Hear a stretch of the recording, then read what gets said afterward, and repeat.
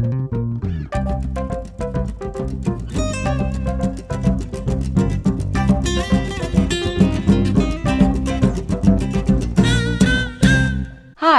welcome back to Alex's ESL World. I'm Alex, and today's lesson is about the most complex verb tenses. It's a combination of the progressive tenses and the perfect tenses, and it's called the Perfect Progressive Verb Tenses. You'll see that these tenses combine both the form and the uses. So let's get started. First, let's have a look at the present perfect progressive. Remember that progressive is another way of saying continuous. Just like the progressive tenses, we're going to start out by conjugating the auxiliary verb have. And like the progressive tenses, we'll also use be as an auxiliary. Do you remember when I said that the first verb in a sentence is the one that shows the tense? Well, although we're going to be using be as an auxiliary for perfect progressive tenses, this isn't the first verb in the sentence. Have is the first verb, so that's the one that's going to show the tense. So after conjugating have, we just use the past participle form of be, which is been. So the two auxiliary verbs used for the perfect progressive tenses are have or has and been. The ending to the base verb is going to be ing, just like the progressive tenses. So just looking at the form, you can see that we're putting perfect tenses with the progressive ones. Let's have a look at our example verb, to work. These sentences have three verbs, two auxiliaries, and one verb to express what we're talking about. In this case, working. They are, I have been working, you have been working, he has been working, she has been working, it has been working, we have been working, and they have been working. As always, you remains the same whether it's singular or plural. Here are some examples. I've been teaching you about verbs. If you've been watching, notice that I just used the present perfect progressive.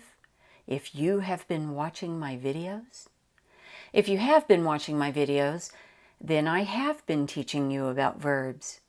And if you have been watching my videos, and especially if you've been taking notes, then you have been studying English. Another example. She has been walking to school every day. Let's look at the timeline and explanations for how we use this tense. This timeline looks a lot like present perfect, doesn't it? What does present perfect progressive actually mean? Here's the first rule of when to use this tense. We use the present perfect progressive for ongoing actions that started in the past and continued in the present.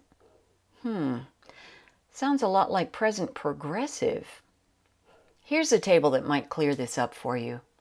By now you know that the present perfect progressive is used for ongoing actions that started in the past and continue in the present. You also know that the present progressive is used for actions that are happening now, that they started in the past and continued in the present, and will end at some time in the future. That sounds really similar. My examples here are, I have been baking cakes all week for the present perfect progressive, and I am baking a cake right now. Here's the big difference. For the present perfect progressive, we're focusing on the duration of an activity, or how long this activity is taking. The focus on the present progressive is something that's happening right now, like I'm making this video right now. I am making. I hope that clears this up. Another way we use the present perfect progressive is to show duration by using for and since. For example, I've been studying French for many years. This is kind of true.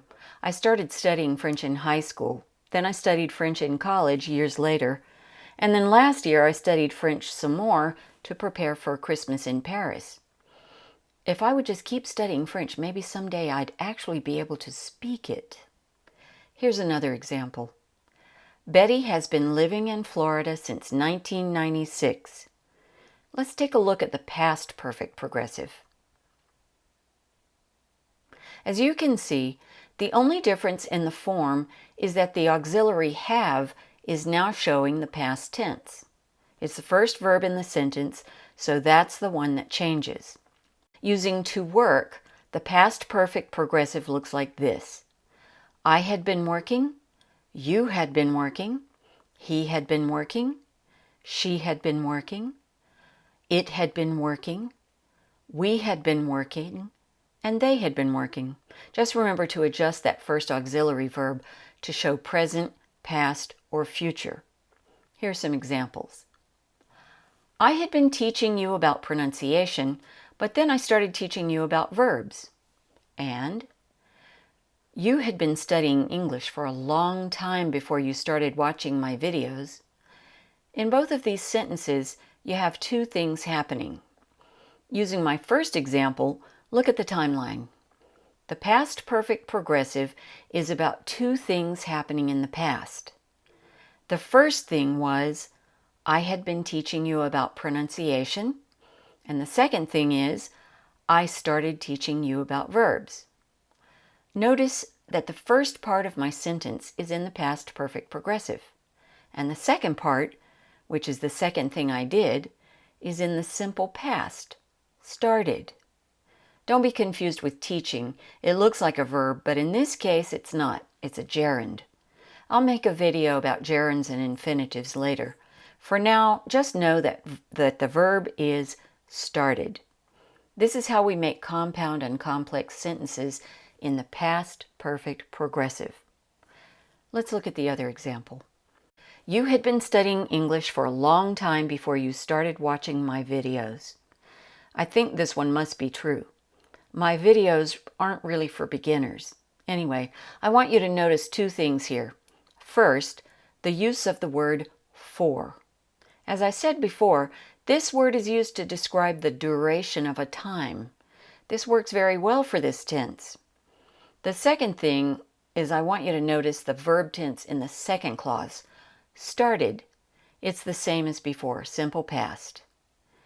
There are two rules about when to use this tense. The first is that it's used when an action or event was happening for a period of time until or just before another action, event, or time.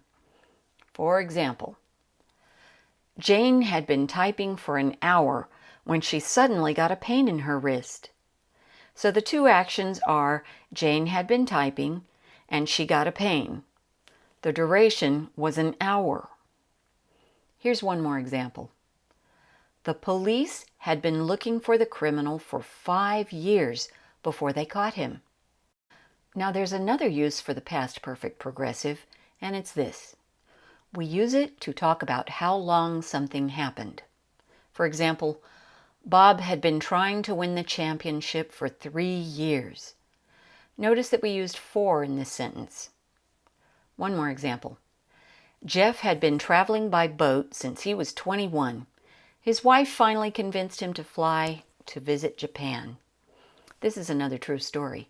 Jeff is my friend, and I don't really know how old he was when he started traveling, but I know he was quite young.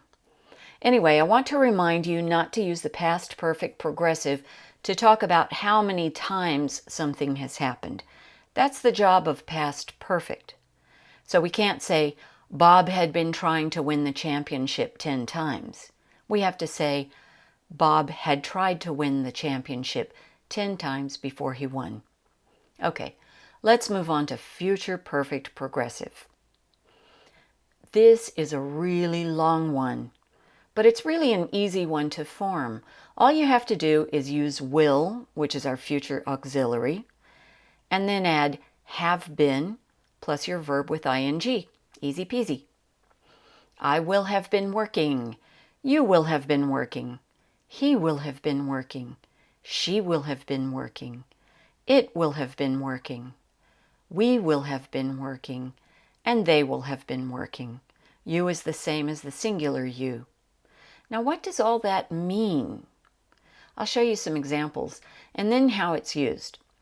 I will have been teaching you about verb tenses for a month when I finish this video.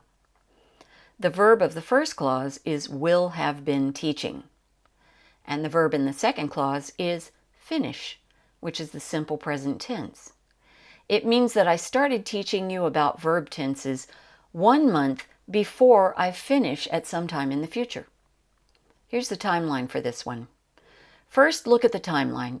You can still see past, now, and future, but I moved now over to make more room for future. See that? Now look at the verb will have been teaching. I used a dotted line to show that I don't really know exactly when I started teaching, and I don't know exactly when I will finish. But when I do finish, I will have been teaching you for 1 month. The area between the green dotted lines is 1 month. Let's look at one more example. They will have been working on the renovations to the building for 6 months before we can move back to our apartment.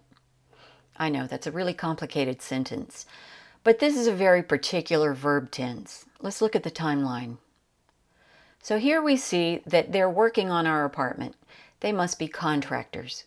We don't know if they've already started or if they will start in the future. We can't tell.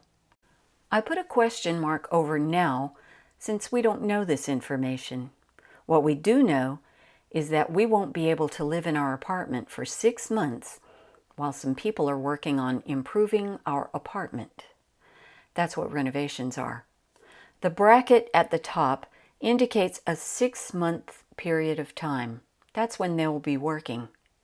The green dotted line on the right indicates when we will be able to move back into our apartment, which will be 6 months after the workers begin renovating our apartment. Did you get all that? I know it's confusing. If your language has a verb tense like this, it will help. If not, I suggest you listen carefully to native English speakers and notice when we use this verb tense. We really do use this, but it's not as common as some others. And that's the end of my verb tense lessons, but it's not the end of my lessons about verbs and other grammar points. In my next video, I'll be talking about auxiliary verbs, which verbs are used for which tenses, for emphasis, for questions, and for negatives. I'll also talk about the verbs do and make, since many of you come from languages that don't have 2 separate verbs for this. Stay tuned, and I'll see you next time. Remember to be kind to each other. We need more kind people in the world, and ESL students are some of the kindest I've ever known. Take care.